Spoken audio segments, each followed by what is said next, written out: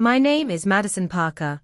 I'm 26 years old, and I found out about my brother's wedding the same way strangers did through Instagram. I was eating cereal in my pajamas when photos of Jake in a tuxedo flooded my feed. My heart stopped. Wedding decorations, groomsmen laughing, my brother looking happier than I'd seen him in years. The caption read, "Today's the day," with heart emojis. I called him immediately, hands shaking. "Jake, what's going on? Is this your wedding?" His voice turned cold. "Sarah doesn't want you there, Madison, and I respect my wife's wishes. Before we dive into this story, I'd love to know where you're watching from. Drop your city in the comments below. If you're ready to hear how family betrayal nearly destroyed me, but ultimately made me stronger, please hit that like button and subscribe for more real-life stories. Trust me, you won't believe what happened next, so let's get started. The call ended with a dial tone that echoed in my empty apartment like a death knell. I sat there staring at my phone, trying to process what had just happened. My brother Jake, the same person I'd practically raised after our parents' messy divorce when I was 16, had just told me I wasn't welcome at his wedding. The same Jake I'd worked double shifts at a diner and a retail store to help pay his college tuition when our deadbeat father disappeared and our mother moved across the country with her new boyfriend, leaving us both behind like unwanted furniture. I remember those years so clearly now. Jake was only 14 when our world fell apart, and he looked at me with these lost, scared eyes that broke my heart every single day. I made a promise to myself that he would never feel abandoned again. I gave up my dreams of college, turned down a scholarship to stay close to home, and worked myself to exhaustion to make sure he had everything he needed. When he got accepted to State University, I was the one who co-signed his student loans, the one who sent him care packages during finals week, the one who drove 4 hours each way to attend his graduation when nobody else from our family showed up. And through it all, Jake seemed grateful. He'd call me every week, visit during holidays, and always made sure to tell people that his sister was his hero. That changed when Sarah entered the picture 2 years ago. Sarah Whitman was beautiful in that polished, Instagram-perfect way that made other women feel inadequate. Blonde hair always styled to perfection, designer clothes that probably cost more than my monthly rent, and a smile that seemed genuine until you looked closely at her eyes. Jake met her at some marketing conference and was completely smitten from day one. He'd gush about her intelligence, her ambition, her sophisticated taste in everything from wine to art to vacation destinations I'd never even heard of. At first, I was genuinely happy for him. Jake had always been shy with women, preferring video games and comic books to dating, so seeing him confident and excited about someone felt like a victory. When he brought Sarah to meet me 6 months into their relationship, I prepared for hours. I cleaned my modest apartment until it sparkled, bought groceries I couldn't afford to cook an impressive dinner, and even splurged on a new outfit that I hoped would make a good impression. I wanted so desperately for her to like me, to see how much I loved Jake and welcome me into their relationship as the sister who'd always been his closest friend. The dinner was pleasant enough on the surface. Sarah complimented my cooking, asked polite questions about my job at the insurance office, and laughed at Jake's stories about our childhood adventures. But there were moments, tiny cracks in her perfect facade, that made me uncomfortable. When Jake mentioned how I'd helped pay for his college, Sarah's smile flickered for just a second before she said, "How generous of you, Madison. It must be hard to let go when you've been so involved in someone's life." The comment felt like a gentle rebuke, as if my support had been inappropriate rather than loving. As their relationship progressed, these subtle digs became more frequent. Sarah would make comments about how unusual it was for siblings to be so close, or how Jake needed to establish healthy boundaries now that he was in a serious relationship. She had a talent for phrasing her criticism in therapeutic language that made it sound reasonable and mature, even when it felt like a knife twisting in my chest. Jake, completely under her spell, would nod along and sometimes even echo her sentiments, leaving me feeling confused and hurt. The engagement happened exactly 1 year ago, and that's when Sarah's true campaign against me began in earnest. She insisted on planning every detail herself, rejecting my offers to help with anything from addressing invitations to researching caterers. When I suggested throwing her bridal shower, she told Jake that she found my eagerness to be involved somewhat overwhelming and would prefer her college friends handle such personal events. When I offered to contribute financially to their wedding costs, Sarah convinced Jake that it would make them feel indebted to me and might create unhealthy family dynamics down the line. Each rejection felt like a paper cut, small but accumulating into serious wounds. I watched helplessly as Sarah gradually erased me from every aspect of their relationship, always with reasonable-sounding explanations that made me question my own motives. Was I too involved in Jake's life? Was my desire to help and celebrate with them somehow inappropriate? Sarah's psychological manipulation was so subtle and sophisticated that even I began to wonder if she might be right about my behavior being problematic. The wedding planning phase revealed the true scope of Sarah's strategy to eliminate me from Jake's life. Every attempt I made to participate in their celebration was met with polite but firm resistance, always delivered through Jake rather than directly from Sarah herself. She was too clever to position herself as the obvious villain in our family drama, instead using my brother as her mouthpiece, while maintaining plausible deniability about her intentions. When they announced their engagement at a family gathering, I immediately offered to help with wedding preparations. I had ideas about venues, suggestions for photographers, and even contacts through friends who'd recently gotten married. Jake's response was carefully rehearsed and obviously coached by Sarah.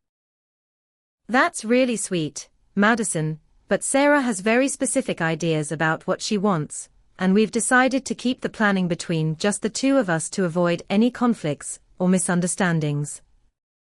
The words stung, because they implied that my involvement would inevitably lead to problems. I tried a different approach, and offered to contribute financially to their wedding fund. Jake and Sarah were both young professionals, just starting their careers, and I knew from experience how expensive weddings could be. I'd been saving money for years, living in a tiny one-bedroom apartment and driving a car that was older than some of my co-workers, specifically so I could help Jake with major life events. When I presented him with a check for $5,000 as an engagement gift, his reaction wasn't the gratitude I'd expected, but rather discomfort, and something that looked almost like guilt. A few days later, Jake returned the check with an explanation that made my blood run cold. "Sarah thinks it would be better if we funded our own wedding. She says accepting money from family members can create expectations and obligations that might complicate our relationship with you later. We want to start our marriage on equal footing with everyone." The psychological manipulation in this reasoning was breathtaking. Sarah had managed to frame my generosity as a potential threat to their independence while positioning herself as the mature adult protecting their relationship from my apparently problematic influence. Family gatherings became increasingly uncomfortable as Sarah's campaign against me intensified. She had perfected the art of the passive-aggressive comment, delivered with a sweet smile that made it difficult to call out her behavior without seeming oversensitive. At Jake's birthday dinner, when I mentioned a funny story from our childhood, Sarah interrupted with, "Oh Madison, you have such a good memory for things that happened so long ago." Jake and I prefer to focus on making new memories together rather than dwelling on the past. The implication was clear. I was stuck in the past, clingy and unable to accept that Jake had moved on to a more important relationship. During Thanksgiving dinner at our aunt's house, Sarah made sure to monopolize conversations about wedding plans, while subtly emphasizing how little input I'd had in any decisions. "Oh, we've chosen the most beautiful venue," she'd gushed to relatives. "It's this historic mansion with gardens that will be perfect for photos." Jake and I spent weeks touring different locations until we found exactly what we wanted. When Aunt Carol asked if I'd seen the venue, Sarah's response was swift and pointed. "We wanted to keep the planning process intimate and stress-free, so we've been handling everything ourselves." The most devastating blow came when I learned about the bridal party through my cousin Emma rather than from Jake or Sarah directly. Emma mentioned in passing that she was excited about being fitted for her bridesmaid dress, and my heart nearly stopped. "Wait, you're in Sarah's wedding party?" I asked, trying to keep my voice steady. Emma's face immediately showed she'd realized her mistake. "Oh God, Madison, I thought you knew. I assumed Jake would have told you that Sarah asked me to be a bridesmaid along with her sister and college friends." That night, I called Jake directly, bypassing Sarah's usual role as gatekeeper for their wedding information. "Jake, I need to ask you something, and I want an honest answer. Am I in Sarah's bridal party?" The silence that followed was answer enough, but Jake's explanation made everything worse. "Madison, Sarah has some really close friends from college and graduate school, plus her sister, and she wanted to keep the bridal party small and intimate. It wasn't personal against you. It was just about maintaining the dynamic she wanted for her special day. The exclusion from the bridal party wasn't just about missing out on wedding preparations. It was a public declaration that I wasn't considered family by Sarah, despite being Jake's only sibling and closest relative. Every other important woman in their life had been chosen over me, and the message was impossible to misinterpret. I wasn't welcome in their inner circle, and Jake was either too blind to see what was happening or too weak to stand up for our relationship. I made one final attempt to connect with their wedding plans by asking if I could visit the venue they'd chosen. I'd heard so much about this historic mansion, and thought that seeing where my brother would get married might help me feel more connected to their celebration, even if I wasn't allowed to participate in planning it. Jake seemed hesitant, but eventually agreed to meet me there on a Saturday afternoon, when they had an appointment with the wedding coordinator. The visit was a disaster that confirmed everything I'd suspected about Sarah's intentions toward me. When I arrived at the venue, Sarah's greeting was polite, but cold, and she immediately made it clear that my presence was an inconvenience. Throughout the tour, she positioned herself between Jake and me, answering questions I'd asked him and generally treating me like an unwelcome third wheel rather than the groom's sister. When I complimented their choice and mentioned how beautiful their wedding would be, Sarah's response was a masterpiece of subtle cruelty. "Thank you, Madison. We're so excited to celebrate with the people who really matter to us." Sarah's psychological warfare escalated dramatically after my awkward visit to their wedding venue. It became clear that my continued presence in Jake's life was no longer just an annoyance to her, but an active threat that needed to be eliminated entirely. Her tactics shifted from subtle exclusion to outright character assassination, and she displayed a level of calculated cruelty that I never could have imagined from someone who claimed to love my brother. The first major attack came in the form of an accusation that blindsided me completely. Our grandmother had left behind several pieces of jewelry when she passed away 5 years earlier, including a beautiful pearl necklace that had been in our family for generations. I'd always assumed that Jake would want his future wife to wear it on their wedding day, so I mentioned to him during a phone conversation that I still had it safe in my jewelry box, if Sarah might be interested in incorporating it into her bridal look. What should have been a sweet gesture of family tradition turned into a nightmare when Sarah twisted my offer into evidence of my supposedly manipulative behavior. According to Jake's horrified phone call the next day, Sarah had interpreted my mention of the necklace as an attempt to force myself into their wedding through emotional manipulation. She claimed that I was trying to make her feel guilty if she didn't wear it, and that my offer came with unspoken expectations about my role in their ceremony. "Sarah feels like you're trying to control aspects of our wedding from a distance," Jake explained, his voice strained with confusion and conflict. "She thinks you're using Grandma's memory to insert yourself into decisions that should be ours alone."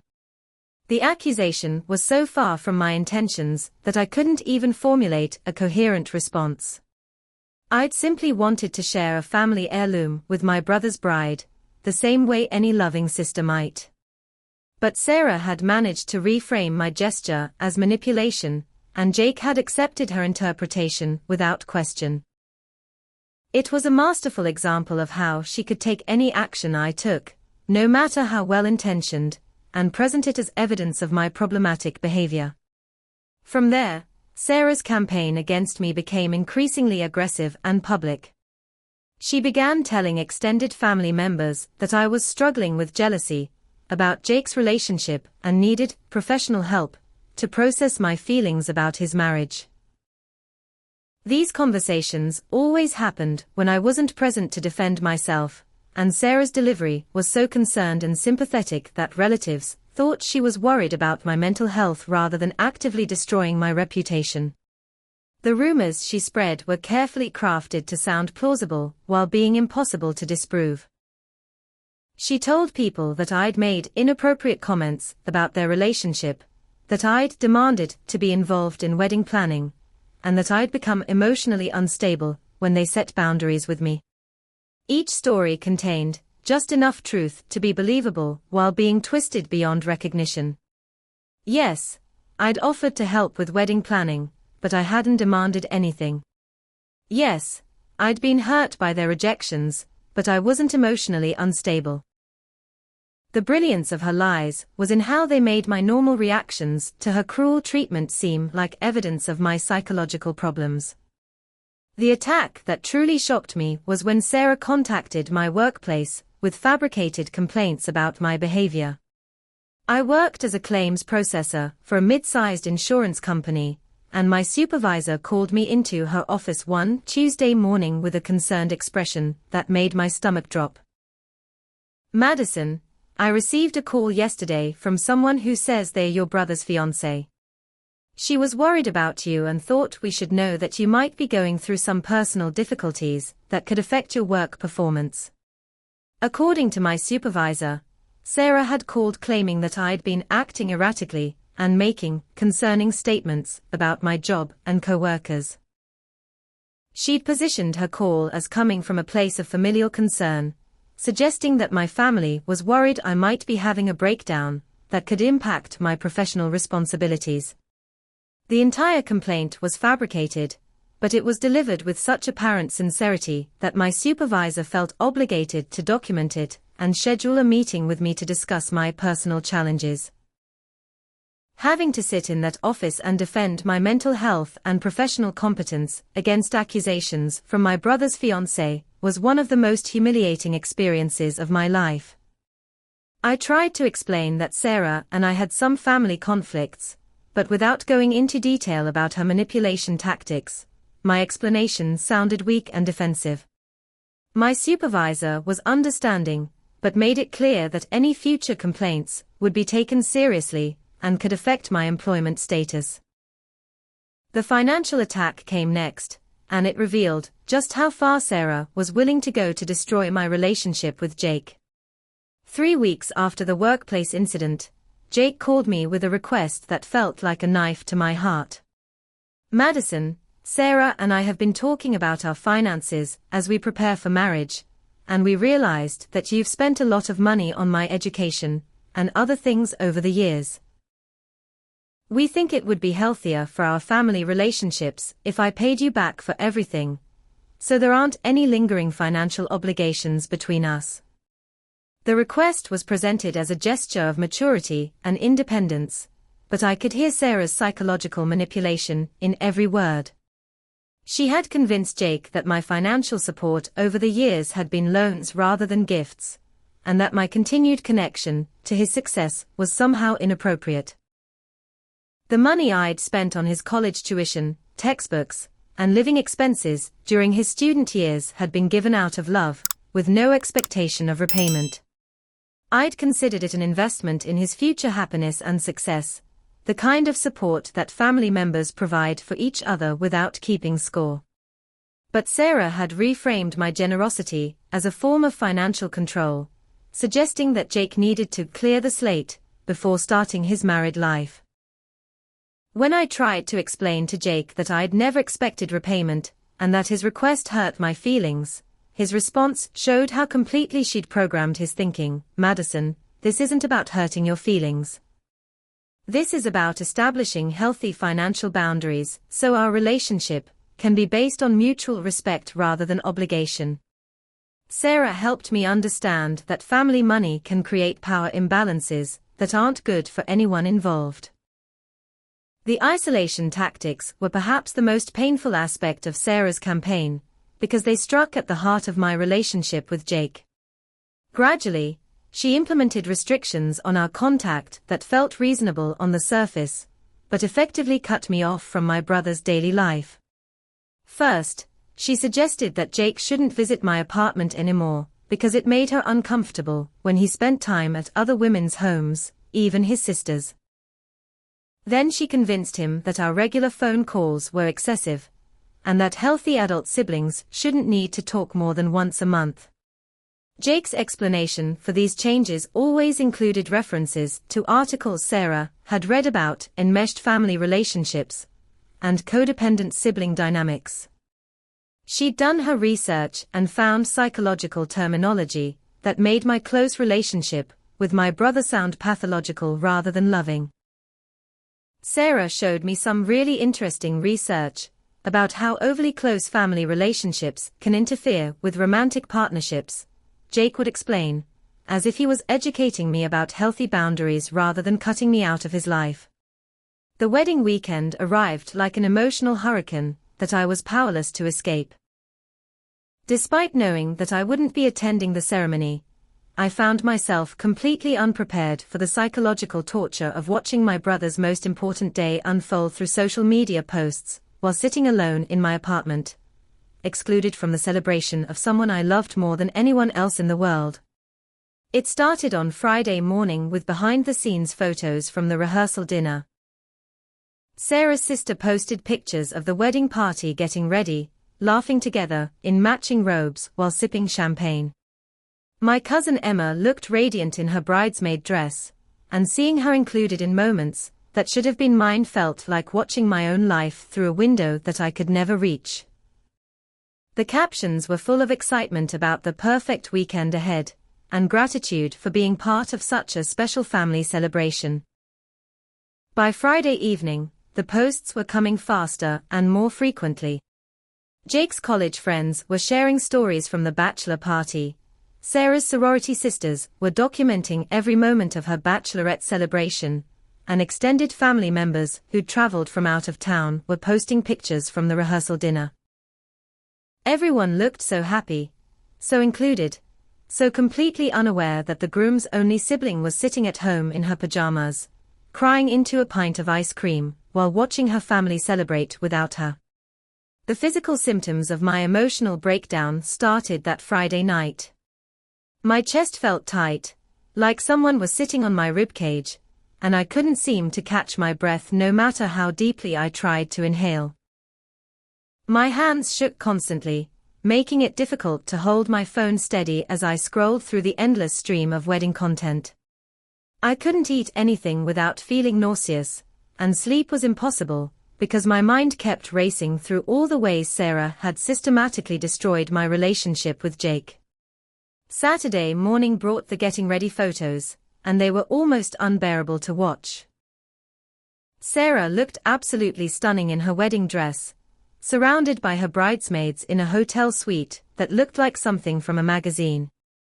Professional photographers captured every moment of their preparation, the hairstyling, the makeup application, the champagne toasts, the emotional moments between Sarah and her mother. It was everything I'd dreamed about being part of when I imagined my brother's wedding day, and watching it happen without me felt like being erased from my own family. That's when Michael Rodriguez, Jake's best friend since middle school, sent me a text message that changed everything about my understanding of the situation. "Madison, I've been thinking about you all weekend and how wrong this is. Can we talk?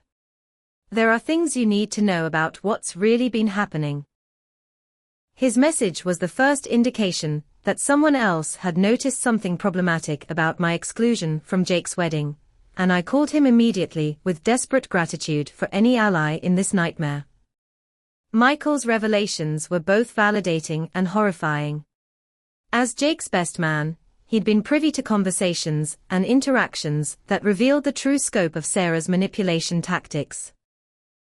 "Madison, I've watched Sarah systematically isolate Jake from everyone who cares about him, not just you.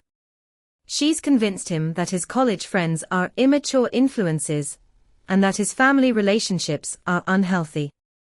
You're not imagining this stuff, and you're not crazy. She's been playing psychological games with all of us, but you've gotten the worst of it, because you're the most important person in Jake's life."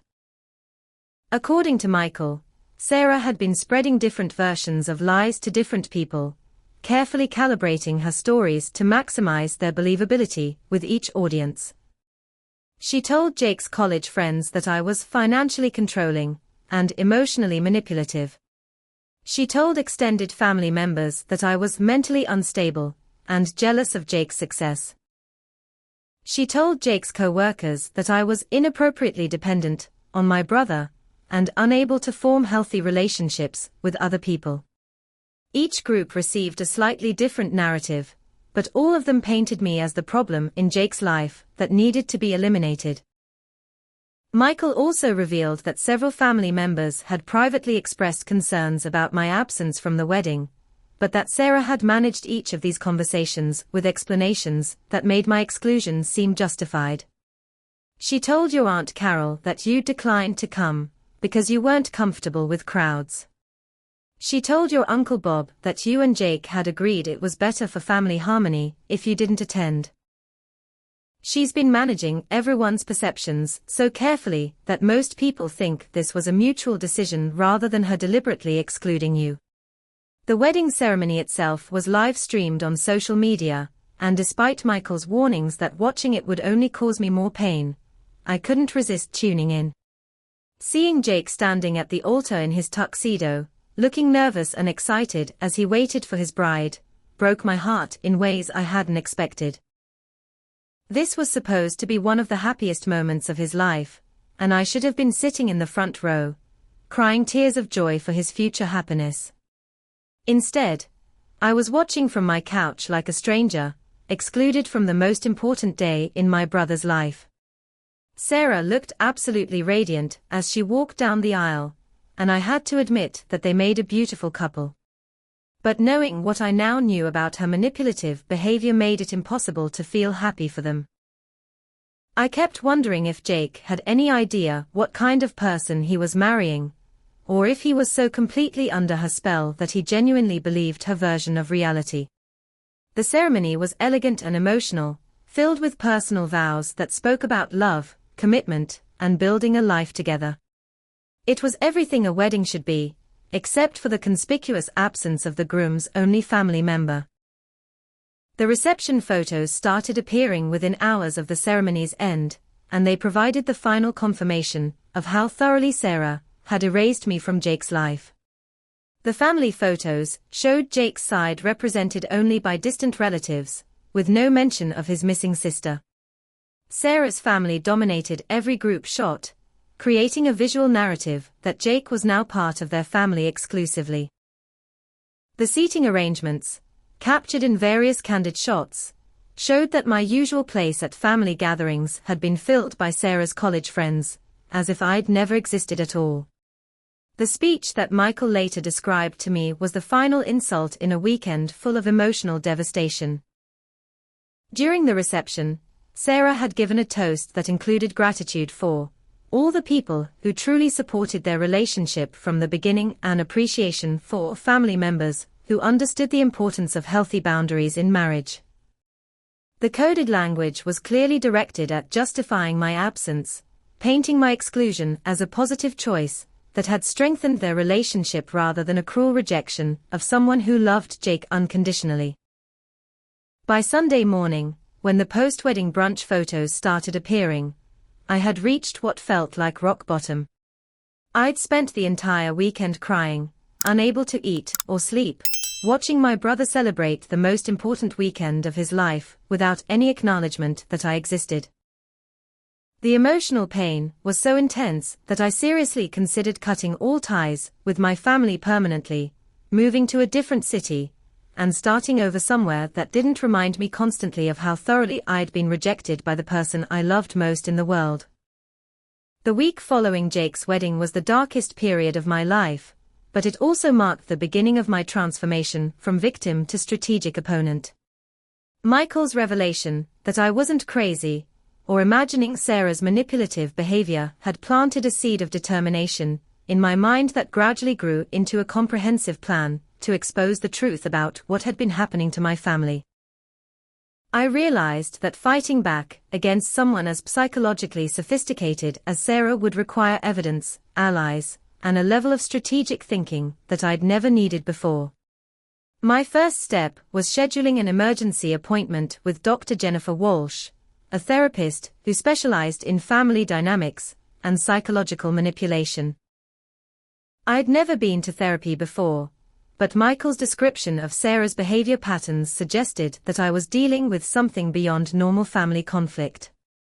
Dr. Walsh listened to my story with the kind of focused attention that made me feel heard for the first time in months, and her response validated everything I'd begun to suspect about Sarah's tactics. Madison, what you're describing is a textbook case of narcissistic abuse and systematic isolation, Dr. Walsh explained during our second session. The pattern of gradual exclusion, character assassination, financial manipulation, and psychological projection that you've experienced are classic techniques used by people who need to control their environment completely. Sarah sees your close relationship with Jake as a threat to her dominance over him, so she systematically worked to eliminate you from his life, while making it appear that the problem lies with your behavior rather than hers. Dr. Walsh helped me understand that Sarah's manipulation had been so effective because it exploited normal family dynamics in subtle ways.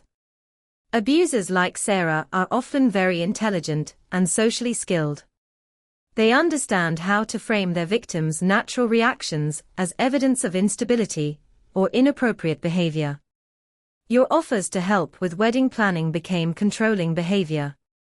Your hurt feelings about exclusion became emotional instability. Your financial generosity became manipulation through money. She's turned every loving gesture you've made toward Jake into evidence that you're the problem in this family system.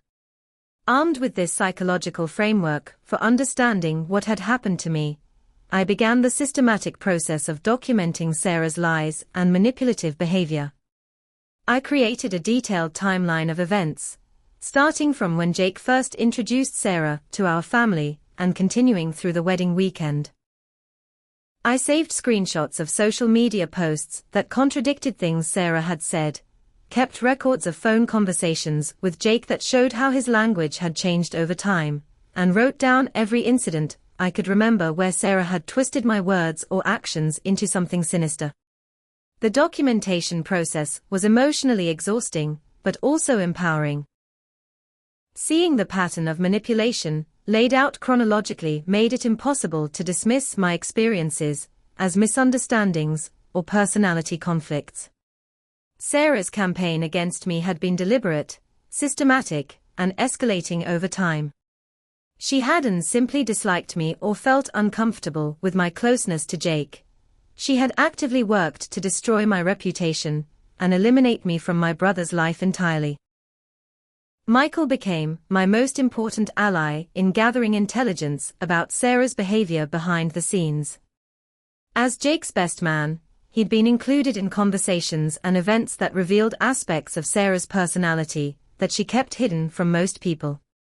Madison, during the bachelor party weekend, Sarah called Jake every few hours to check on what we were doing and who he was talking to.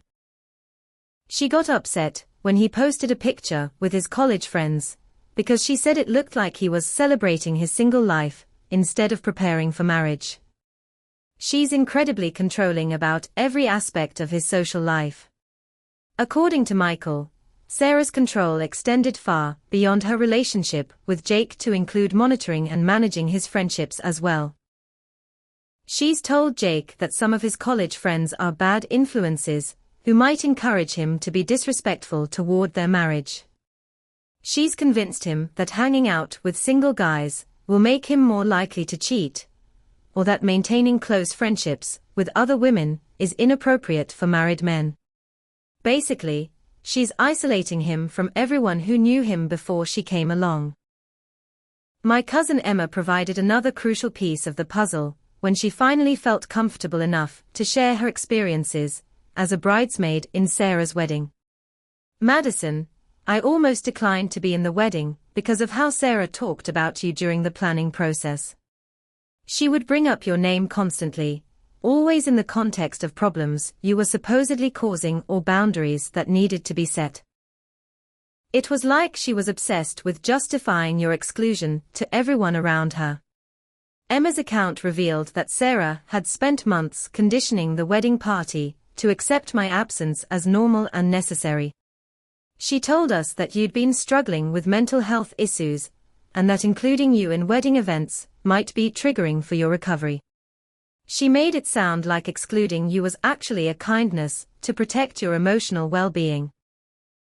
But the way she talked about you was so cruel and dismissive that it made me uncomfortable. She seemed to enjoy discussing your supposed problems rather than being genuinely concerned about your welfare. The breakthrough in my intelligence gathering came when I connected with Jennifer Martinez, Sarah's former roommate from graduate school. Michael had mentioned that Sarah had lived with roommates before moving in with Jake, and some careful research on social media led me to Jennifer's contact information. When I reached out to her, explaining that I was Jake's sister and had concerns about Sarah's behavior, Jennifer's response was immediate and alarming. "Oh my God, I've been wondering when someone from Jake's family would contact me," Jennifer said during our phone conversation. "Sarah did exactly the same thing to me that it sounds like she's doing to you. We were close friends at first, but then she started systematically destroying my other relationships and trying to isolate me so that I was completely dependent on her for social connection. When I finally figured out what was happening and confronted her about it, she launched a campaign to convince all our mutual friends that I was mentally unstable and jealous of her success." Jennifer's experiences with Sarah provided a crucial pattern that extended beyond her relationship with my family. "This is what Sarah does," Jennifer explained. "She identifies the most important relationships in someone's life and then works to eliminate them so that she becomes the person's primary source of emotional support and validation. She did it to me with my boyfriend and my study group in graduate school. She's doing it to Jake with you and his friends. It's not personal against you specifically, it's just how she operates in all her relationships." Armed with this information, I began reaching out to other people who'd been affected by Sarah's manipulation tactics. I contacted Jake's college friends who'd been gradually excluded from his social circle, family members who'd noticed changes in his behavior, and co-workers who'd witnessed Sarah's controlling behavior during office events. Each conversation revealed additional evidence of her systematic approach to isolating Jake and managing his relationships according to her preferences. The picture that emerged from these conversations was of a woman who presented herself as loving and supportive while actually being deeply controlling and manipulative. Multiple people described feeling uncomfortable around Sarah because of her tendency to monopolize conversations about Jake, her habit of speaking for him in social situations, and her apparent need to be the center of attention at all gatherings.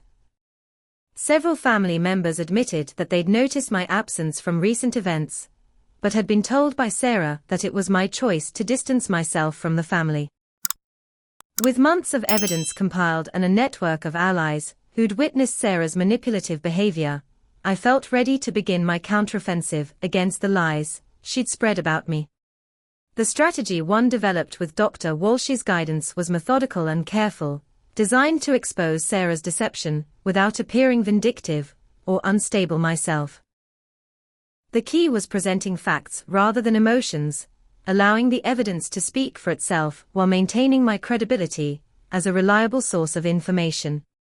My first move was organizing a family meeting with my aunts and uncles, the extended relatives, who'd been receiving Sarah's version of events for months, but hadn't heard my perspective on what had actually been happening. I sent a carefully worded email inviting them to dinner at Aunt Carol's house, explaining that I had some important family matters to discuss and hoped they could attend. I deliberately avoided mentioning Sarah or Jake directly in the invitation, instead framing it as a desire to strengthen our family connections and address some misunderstandings that had been affecting our relationships. The dinner took place on a Sunday evening 3 weeks after Jake's wedding, and I was nervous but determined as I faced my relatives around Aunt Carol's familiar dining table. These were people who'd known me since childhood, who'd watched me sacrifice my own opportunities to support Jake after our parents' divorce, and who'd always considered me a responsible and loving family member. I began by thanking them for coming and acknowledging that there had been some confusion about my relationship with Jake and his new wife. I know that some of you have heard that I've been struggling with personal issues, or that I chose not to attend Jake's wedding, I said, my voice steady despite my racing heart. I want to share with you what actually happened, not because I'm looking for sympathy or trying to cause drama, but because I believe our family deserves to know the truth about what's been going on. I then methodically presented the evidence I'd compiled, starting with screenshots of text messages and emails that contradicted things Sarah had told them about my behavior. The documentation was devastating in its clarity. I showed them the email where I'd offered to help with wedding planning, alongside Jake's response that Sarah preferred to handle everything herself. I presented the declined check for wedding contributions, next to the explanation that accepting family money would create unhealthy dynamics. I shared Michael's testimony about Sarah's lies regarding my supposed decision to skip the wedding, contrasted with the actual text message where Jake had told me I wasn't invited because Sarah doesn't want you there. Uncle Bob was the first to respond, and his anger was directed exactly where it should have been. Madison, this is completely different from what we were told about the situation. Sarah told us that you'd been acting erratically, and that you'd decided not to come to the wedding because you weren't ready to see Jake get married. She made it sound like you were going through some kind of emotional crisis and needed space from family events. The revelation that Sarah had been lying to extended family members about my mental health and my voluntary absence from the wedding was both validating and infuriating. Aunt Carol's reaction was even more supportive than I'd hoped. Honey, I knew something didn't feel right about this situation. You've been Jake's primary support system his entire adult life, and the idea that you wouldn't want to celebrate his wedding never made sense to me. But when Sarah explained that you were dealing with personal problems and needed time to adjust to Jake being married, I thought we should respect your privacy and give you space. Learning that my family had been intentionally avoiding contact with me out of respect for my supposed emotional fragility showed how thoroughly Sarah had manipulated the entire family dynamic. The most shocking revelation came when I shared Jennifer Martinez's account of Sarah's previous pattern of relationship manipulation. Several relatives admitted that they'd felt uncomfortable around Sarah, but hadn't been able to articulate why. Cousin Emma, who'd been Sarah's bridesmaid, finally felt free to share her observations about Sarah's behavior during wedding planning. She talked about Madison constantly, always in negative terms, always justifying why Madison couldn't be included in different events. It felt obsessive and mean-spirited, but I didn't know how to bring it up without causing problems for Jake. The family meeting marked a turning point in my battle against Sarah's lies, because it created a group of informed allies who could counter her narrative when it came up in future family interactions. My relatives were angry about being deceived and worried about Jake's well-being in a relationship with someone who demonstrated such sophisticated manipulation tactics.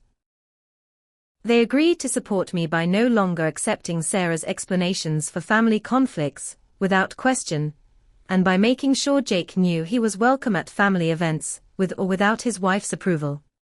My next strategic move was addressing Sarah's false complaints to my workplace, which had the potential to damage my professional reputation and career prospects.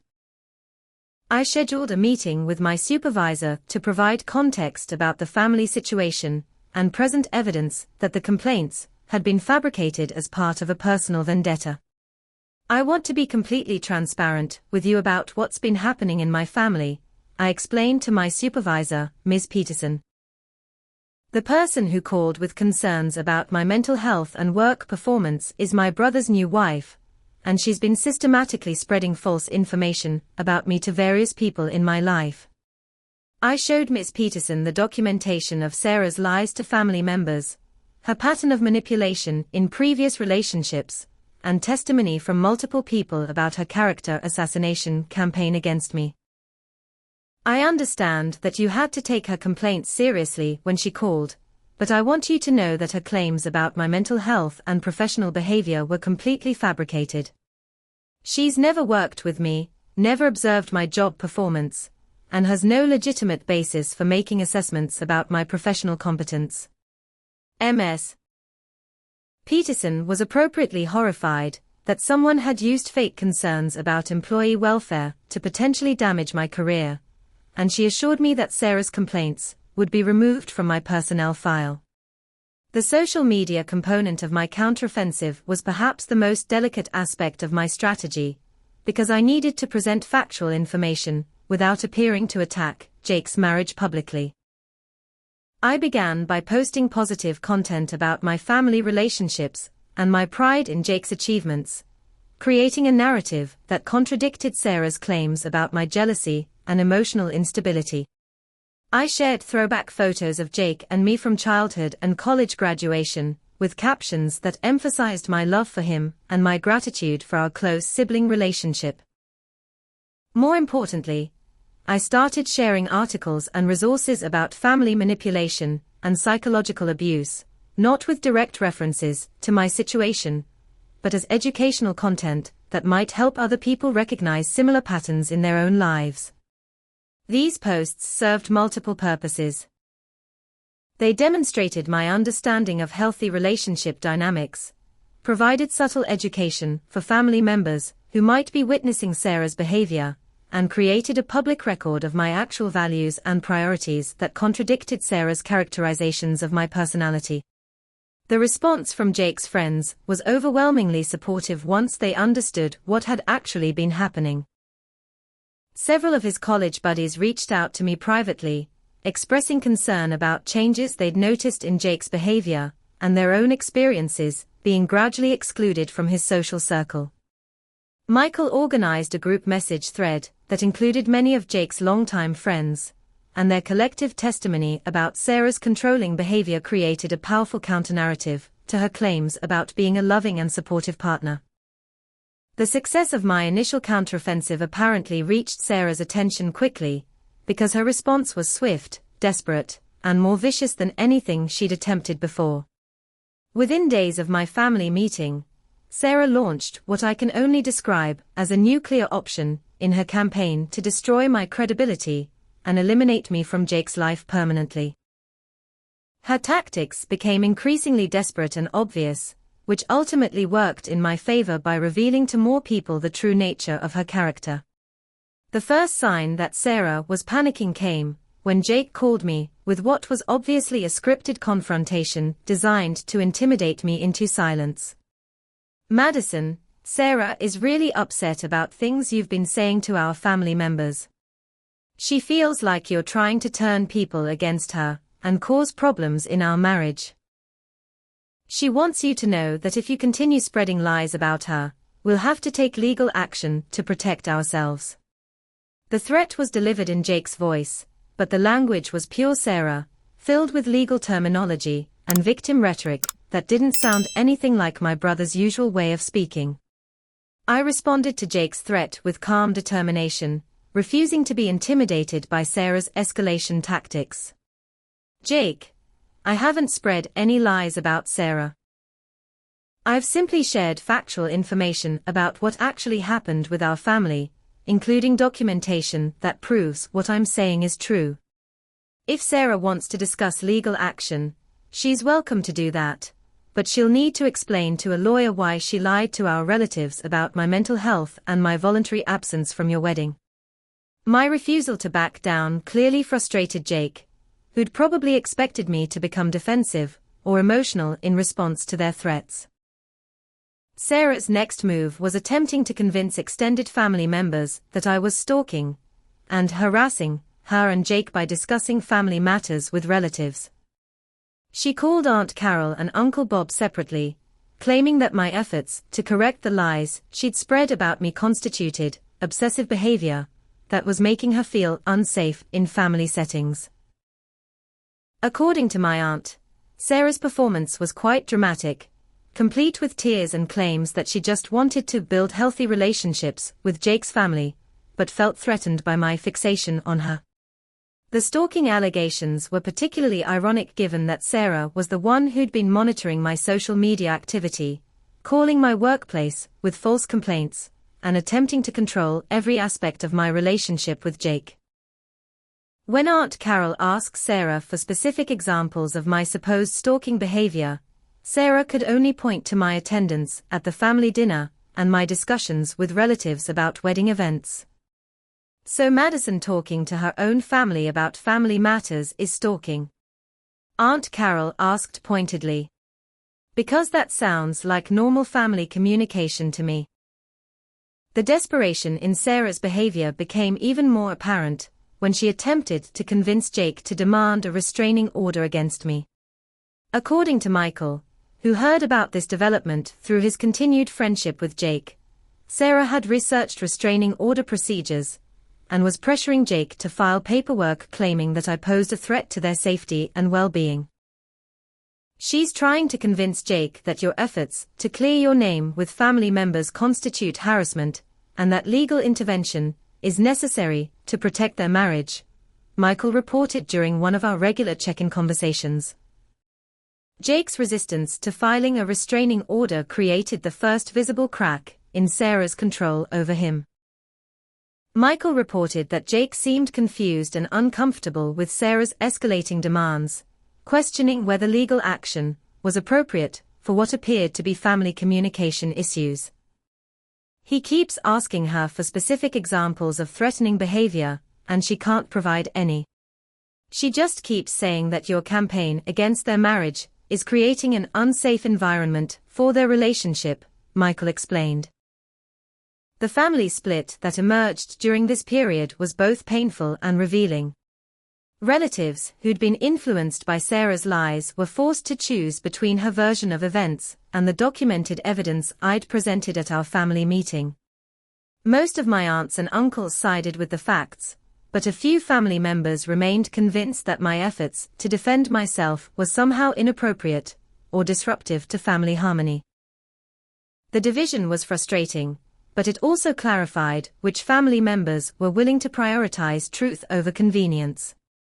Sarah's public exposure began when her lies started contradicting each other, as she struggled to maintain her narrative in the face of mounting evidence against her. She told different stories to different people about my behavior and motivations, and when family members began comparing notes, the inconsistencies became impossible to ignore. She told Aunt Carol that I was jealous of her relationship with Jake, Uncle Bob that I was financially manipulative, and Cousin Emma that I was mentally unstable. When these relatives discussed their conversations with Sarah, the contradictions revealed the calculated nature of her lies. The community recognition of Sarah's manipulation tactics spread beyond our immediate family as more people became aware of the situation. Neighbors who'd witnessed Sarah's controlling behavior toward Jake during their engagement began speaking up about incidents they'd observed. Co-workers at Jake's office mentioned feeling uncomfortable around Sarah during company events because of her tendency to monopolize conversations and speak for Jake in social situations. The pattern of testimony from multiple independent sources created a comprehensive picture of Sarah's problematic behavior that was impossible to dismiss as family drama. Michael played a crucial role in this phase by maintaining his friendship with Jake while carefully documenting Sarah's increasingly erratic behavior. "She's becoming paranoid about everyone in Jake's life," he reported. "She's convinced that all his friends and family members are part of some conspiracy against their marriage. She's demanded that Jake cut contact with several people who've known him for years, and she monitors his phone and social media constantly to make sure he's not communicating with anyone she disapproves of." The breaking point in this escalation came when Sarah made the strategic error of attempting to involve law enforcement in what was clearly a family dispute. She called the police to report that I was harassing her through family members and requested that officers contact me to warn me about my threatening behavior. The responding officer, who called me, was clearly confused about why police intervention was needed for what appeared to be normal family communication, and his questions about the specific nature of my supposed threats revealed how fabricated Sarah's complaints were. When I explained to Officer Martinez that I was simply defending myself against lies my sister-in-law had spread about my mental health and voluntary absence from family events, he seemed to understand the real nature of the situation. It sounds like you're having a family disagreement about wedding planning and guest lists. Unless there are actual threats of violence or genuine safety concerns, this isn't really a police matter.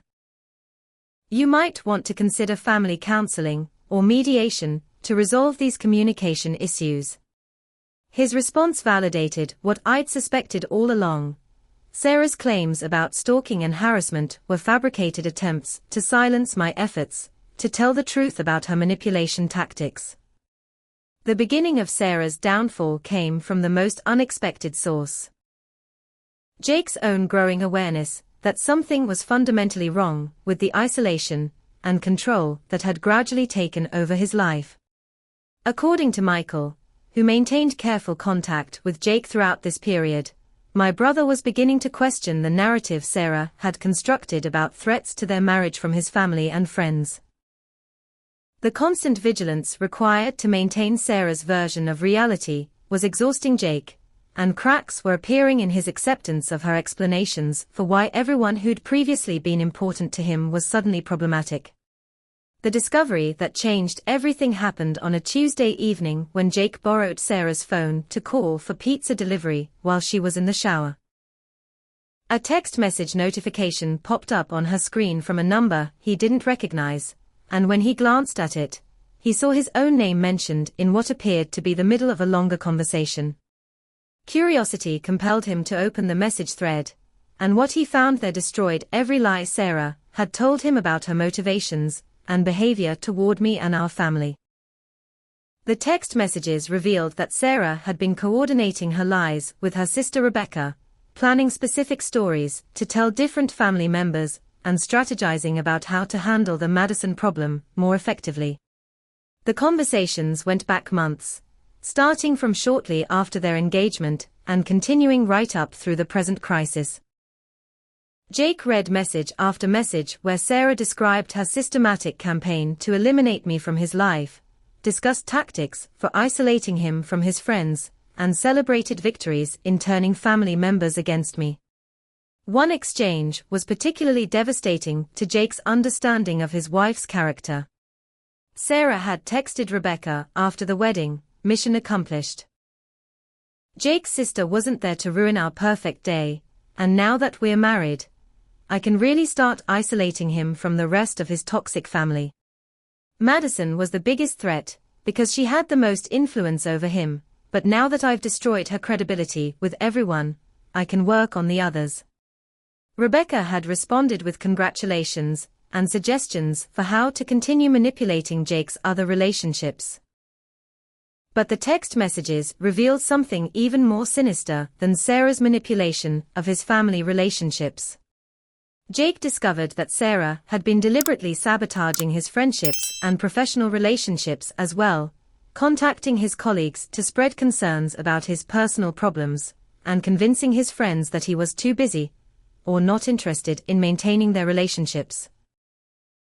She'd been systematically destroying every meaningful connection in his life while positioning herself as his only source of support and understanding.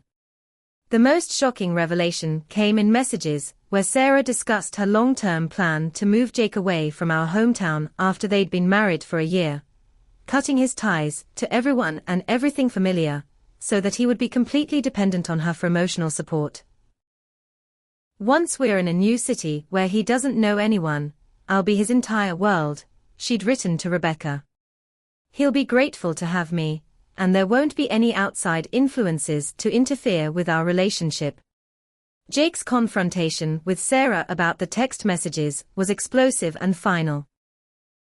According to his later account to Michael, Sarah initially tried to deny the conversations, then claimed they'd been taken out of context, and finally attempted to justify her behavior as protecting their marriage from unhealthy outside influences. When Jake pressed her for explanations about specific lies she'd told about me and other family members, Sarah's facade completely crumbled, revealing the calculating manipulator who'd been hidden beneath her performance of loving devotion. During this confrontation, Jake also discovered financial deception that explained Sarah's previous objections to my contributions to their wedding fund. Sarah had not only prevented him from accepting my money, but had also been intercepting payments I'd made toward his student loans over the past year. She'd been redirecting those payments into a personal savings account that Jake knew nothing about, while allowing his loan balances to accumulate additional interest charges. The financial fraud was more than just theft. It was evidence of how far Sarah was willing to go to maintain control over every aspect of Jake's life. The evidence of Sarah's manipulation became overwhelming when Jake began investigating other discrepancies he'd noticed in their relationship. He discovered that Sarah had been reading his emails and text messages without his knowledge, deleting communications from friends and family members that she disapproved of. She'd been lying to him about social invitations, telling him that friends hadn't included him in events when they actually had.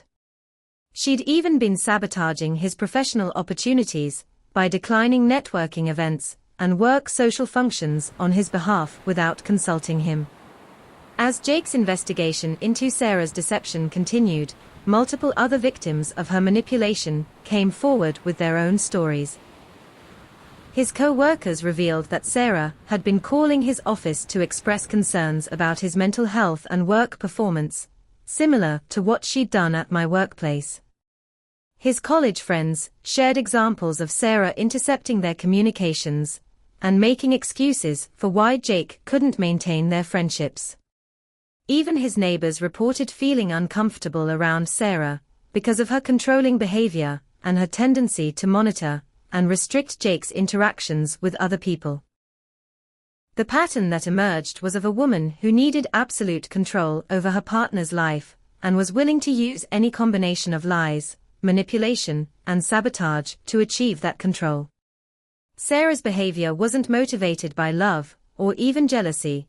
It was driven by a pathological need to isolate and dominate the person she claimed to love. Every relationship Jake had valued, every achievement he'd worked toward, and every family connection he'd treasured had been systematically attacked and undermined by the woman he'd trusted most. Jake's realization about the scope of Sarah's manipulation was devastating, but also liberating. For the first time in months, he could see clearly how thoroughly his perception of reality had been distorted by someone he'd believed loved him. The guilt he felt about what had been done to me and our family was overwhelming, but it was matched by his determination to make amends and rebuild the relationships Sarah had worked so hard to destroy. The confrontation between Jake and Sarah ended with her complete emotional breakdown, when faced with irrefutable evidence of her manipulation and lies. Her final attempt to maintain control involved threatening to leave him unless he agreed to cut contact with our entire family permanently, but Jake's response was immediate and final. He told her to pack her belongings and move out of their apartment immediately. The marriage that had begun with such celebration and hope was over before their first anniversary, destroyed by Sarah's inability to love without controlling and her compulsive need to eliminate anyone who might interfere with her dominance over Jake's life. The months following Jake's discovery of Sarah's manipulation and their subsequent separation were a complex journey of healing, forgiveness, and rebuilding relationships that had been systematically damaged by sophisticated psychological warfare. The initial relief of vindication was quickly replaced by the harder work of processing the trauma we'd all experienced and learning how to trust each other again after everything we'd been through. Jake's first step toward making amends was a phone call that I'll remember for the rest of my life. His voice was shaky with emotion as he apologized for everything that had happened, taking full responsibility for allowing Sarah to poison his relationships with the people who loved him most. "Madison, I can't even begin to express how sorry I am for what I put you through. I know that apologies can't undo the pain I caused, but I want you to know that I see clearly now how wrong I was, and I'm committed to earning back your trust however long that takes." The conversation lasted for hours as we both cried, raged, and began the process of understanding how completely we'd been manipulated by someone we'd both trusted. The road to rebuilding our relationship wasn't easy or immediate. The wound Sarah had inflicted ran deep, and both Jake and I had to confront difficult truths about how the manipulation had been possible in the first place. I had to acknowledge that my own codependent patterns, developed during our difficult childhood, had made me vulnerable to someone who weaponized my love for my brother against me. Jake had to face the reality that his conflict avoidance and people-pleasing tendencies had allowed Sarah to gradually isolate him from everyone who might have helped him see what was happening. Our family healing process began with a gathering similar to the one where I'd presented evidence of Sarah's lies, but this time focused on rebuilding trust and understanding rather than exposing deception.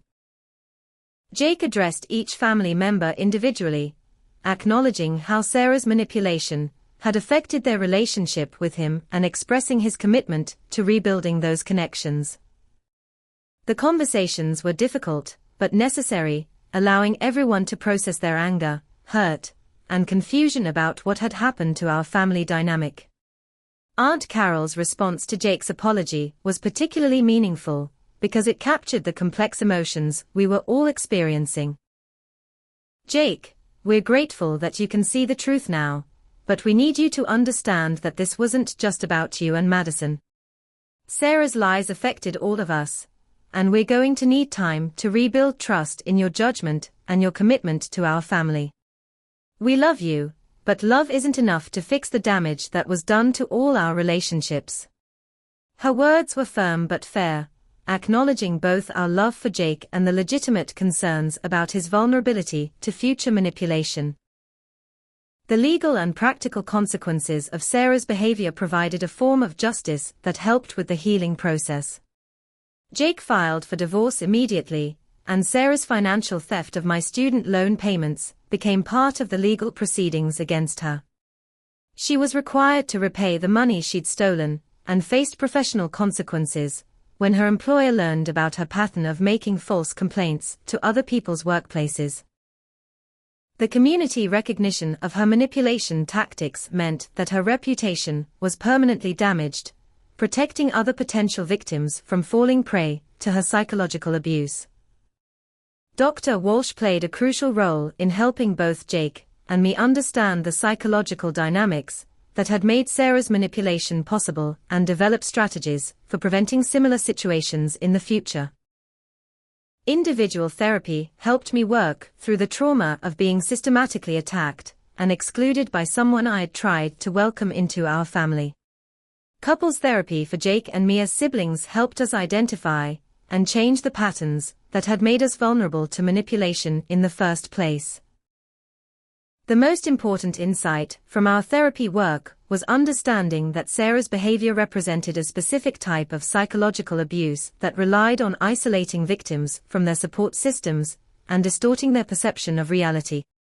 People like Sarah are often very skilled at identifying individuals who have strong family bonds or loyal friendships, because those connections represent the biggest threat to their control, Dr. Walsh explained. They systematically work to destroy those relationships while positioning themselves as the victim of other people's jealousy or mental instability. My relationship with Jake gradually strengthened as we both committed to honest communication and healthy boundaries.